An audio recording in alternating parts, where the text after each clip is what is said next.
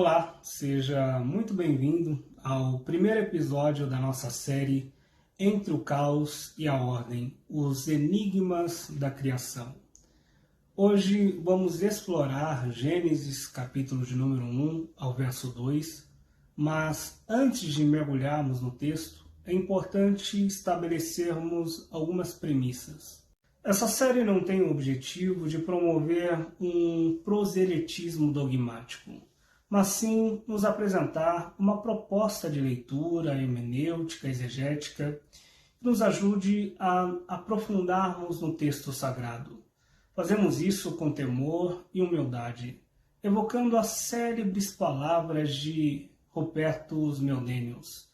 No essencial, unidade. Na dúvida, liberdade. Em tudo, caridade.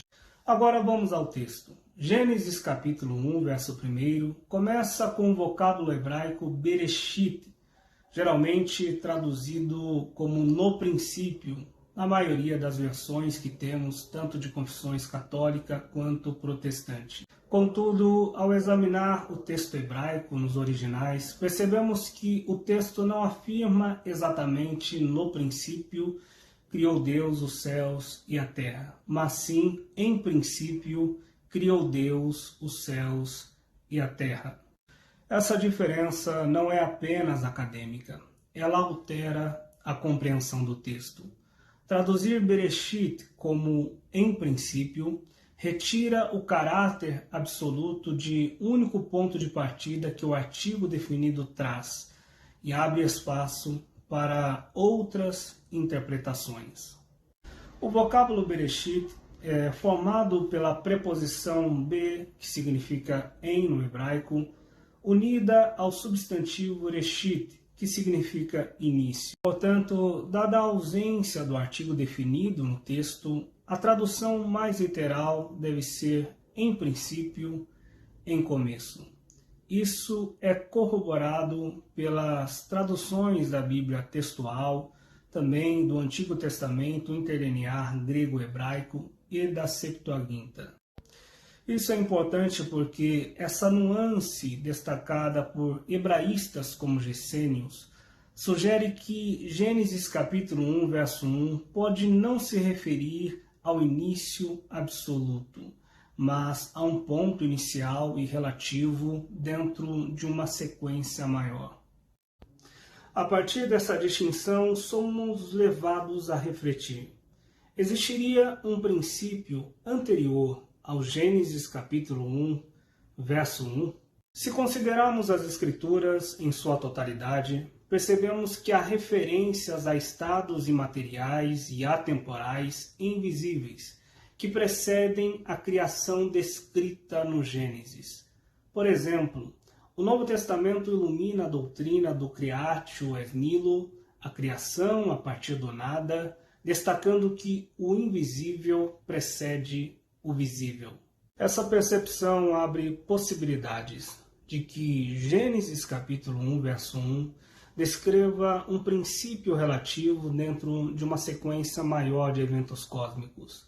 Assim, com humildade e respeito, podemos especular sobre pistas que apontam para a existência de uma terra pré-adâmica, em um tempo em que a Bíblia apenas nos dá vislumbres e sombras diante destes rastros.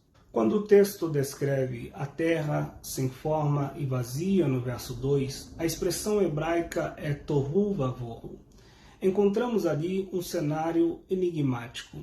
A palavra tohu sugere desolação ou caos, enquanto vohu indica vazio ou desertificação. Agora, é interessante que a tradição rabínica interpreta isso como um reflexo de um estado anterior que foi desfeito. Segundo o Bereshit Rabbah, Deus criou e destruiu mundos antes de criar o nosso. Essa visão insinua que Gênesis capítulo 1, verso 2 não descreve um caos primordial, mas um estado resultante de um juízo divino sobre uma criação anterior. Se considerarmos que Deus é um Deus de ordem, isto nos leva a questionar: O que causou o caos descrito em Gênesis capítulo 1, verso de número 2?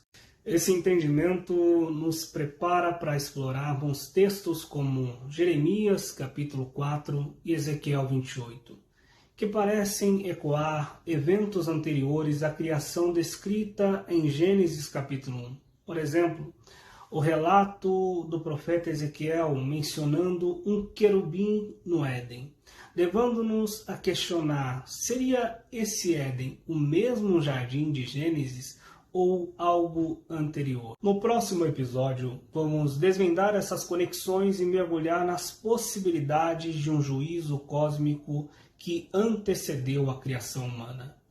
Fique conosco, pois o que vem a seguir promete revelar ainda mais mistérios ocultos entre o caos e a ordem.